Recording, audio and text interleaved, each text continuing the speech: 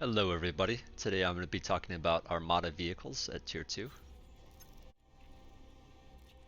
So right away, compared to T1, we'll just talk about that real quick. A lot of these tanks cost about 200. The artillery and the long-range missile truck are a little bit cheaper. Blitz is at about 100, and then your Scouts Rover is at about 30. Rovers are nice because they have long range because they're scouts, or I should say long line of sight because they're scouts. Stouts are your basic, um, bread and butter units to just deal a basic attack. Blitzes are your fast raid units. Janices are a bit unique with their, their weapon takes a long time to attack, but they do a burst of 330 damage, which is quite a lot. Missiles have a long range, good line of sight at 620, so about equal to the Scout. But they don't do very much damage. They do anti-air and anti-ground, but they're basically do a little bit of everything kind of unit. And the pincer is the amphibious tank. So compared to T2, again, just to reiterate the cost, most of these tanks are around 200, Blitz 100, and the artilleries are about 150. On T2, the artillery is cheaper again, the Mauser, but then you have your basic tank. Your bread and butter tank is the Bull, which is about 1,000 metal. It is very expensive for what it is. Well, I should say it's very expensive for a tank. I think I believe the Tiger on the Cortex side is only 650, but the Bulls are stronger. They are just straight up stronger. They do a burst of 270 damage, which it's not a lot, but thinking about also their hit points, at nearly 5,000 hit points, they can take quite a lot of damage. So they're good frontline units. And then especially if you back them up with Mausers, which Mausers are your basic artillery, very long range compared to the T1 artillery. So T1 artillery, let's see, this is 710 range, and the Mauser has 940, so significantly more. It doesn't do like a ton of damage, but it's reasonable. It's 260. Again, the Bull is 270, so about the same. It's just the Bull has way more hit points and less range. Mauser only has 900 hit points. So this is a good early fast, or I shouldn't say too, I mean, yeah, early, but 1,000 metal is quite expensive. But yeah, having Bulls in front, having Mausers in back, quite nice. The Mauser's just like about 100 more than the artillery. A little bit more than 100 more, but you get the idea. But yeah, it's super long range. Vehicles also have radar and jammer, which do the normal things. They do it a little bit. They have the range is a little bit longer than bots, but they are a little bit more expensive and less mobile. Being vehicles. But the line of sight 900 for the radar. The Umbra jamming is 450. So reasonable range. Radars are good because of their extra line of sight. 900 line of sight. Radar is quite large at 2,300. But the radars especially help because of the vision. If I park it here, this is quite the distance.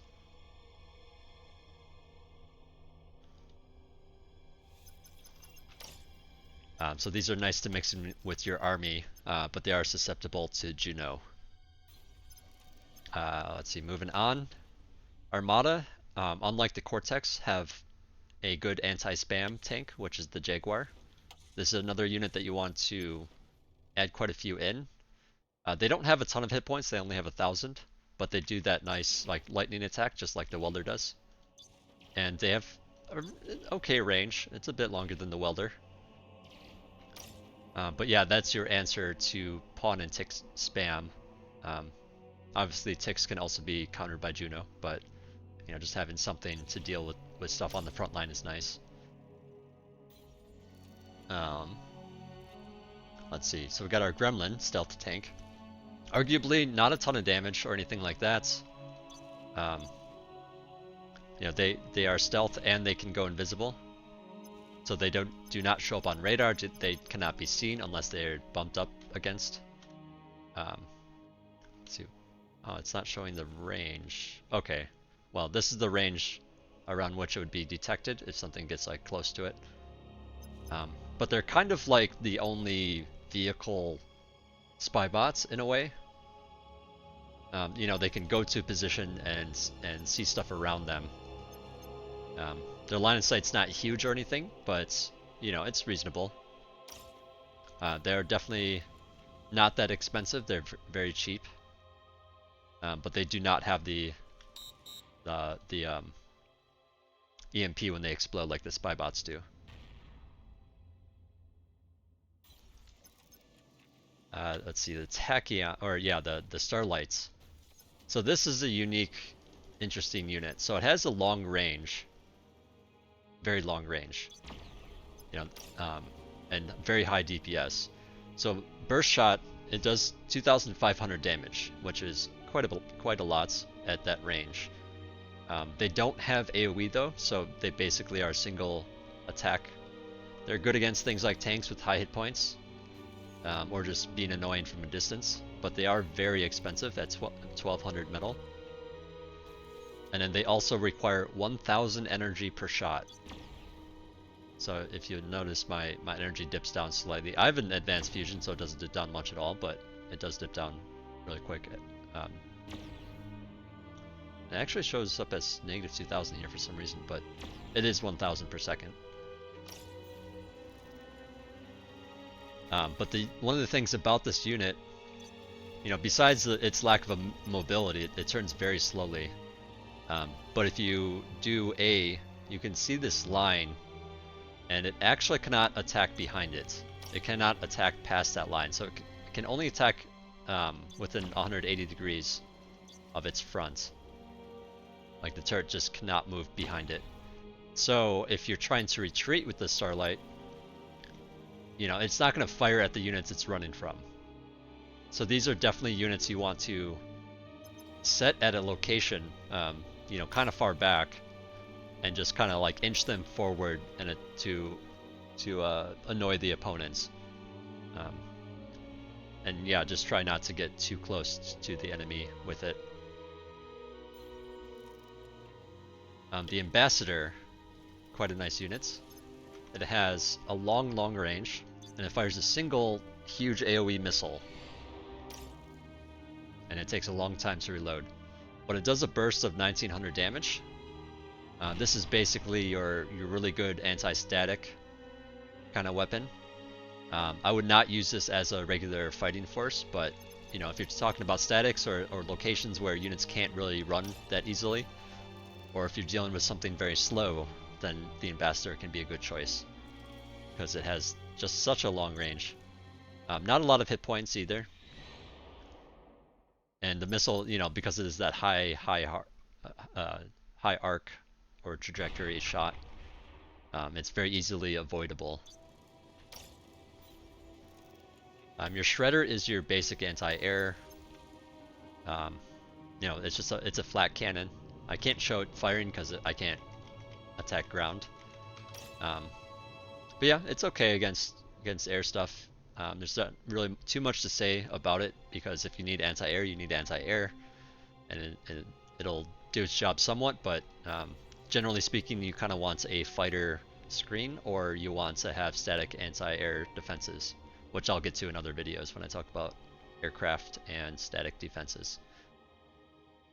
Your Turtle is your heavy amphibious tank. So this will go on the bottom of the water or underwater, and it can surprise locations. It has a lot of hit points for an amphibious, but it does not have that much damage.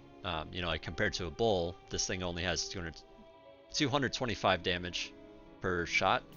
Bull has 270. and the bull has about the same amount of hit points and attacks faster.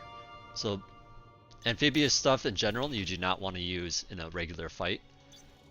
But again, because they're amphibious, they can travel underwater and surprise a coastline. So that's what makes them useful. They're not used all too often, but it'd be nice for like a surprise attack of some sort. And that covers all the fighting units.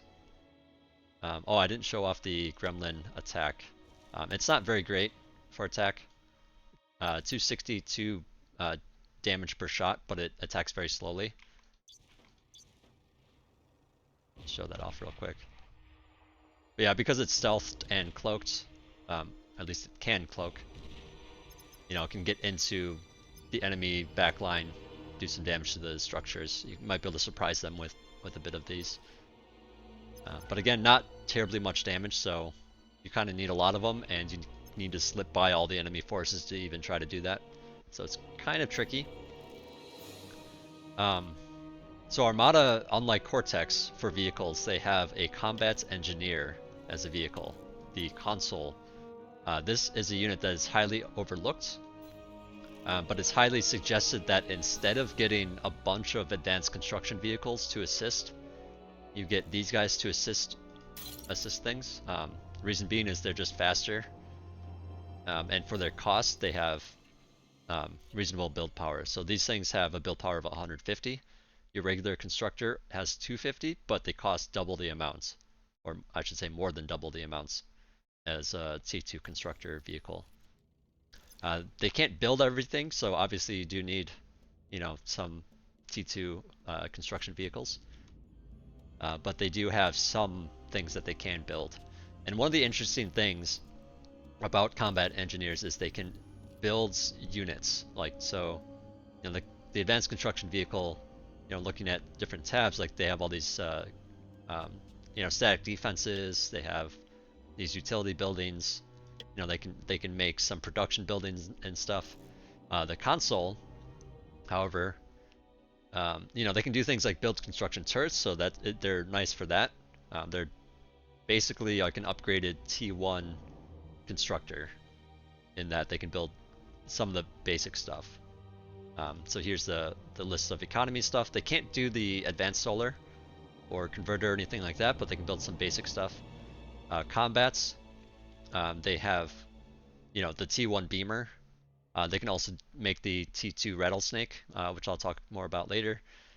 They can build things like hounds, which is normally a T2 bot that you can build. And also the gunslinger, the pawn, the T1 anti-air, and the recluse, the rocket spider. They can also build a couple of anti-airs here. So this anti-air is T2, and this one, what's it called, the ferret, is T1. At least I believe it is. Yeah, the ferrets is a T1 anti-air. But yeah, it's interesting that they can build units. So I can do things like, well, actually, we'll just do it this way. So I have the no cost cheats on in order to do this instantly, but you can do things like just build some hounds. If you want, you can put repeat on, and they'll build continuously as the hound moves away. This can also be assisted by whatever it is. So actually, why don't we do that, and we'll do gunslingers this time. Obviously, it's producing instantly, so it's not being assisted, but it can be assisted. So it's kind of interesting, the weird stuff that they can build. They can also do mines, like just like the mine layer or like the decoy commander. They can only build medium mines, but if you would like mines, this is an option. They also have some other utility buildings and things. I'll talk more about that in other videos, but they can also build T1 construction vehicles. So that's kind of interesting, and the vehicle plants, the T1 vehicle plant. But this pretty much wraps up the T2 Armada vehicles. If you guys have any questions, leave some comments, or ask me directly. But yeah, that pretty much sums it up. Thanks for watching.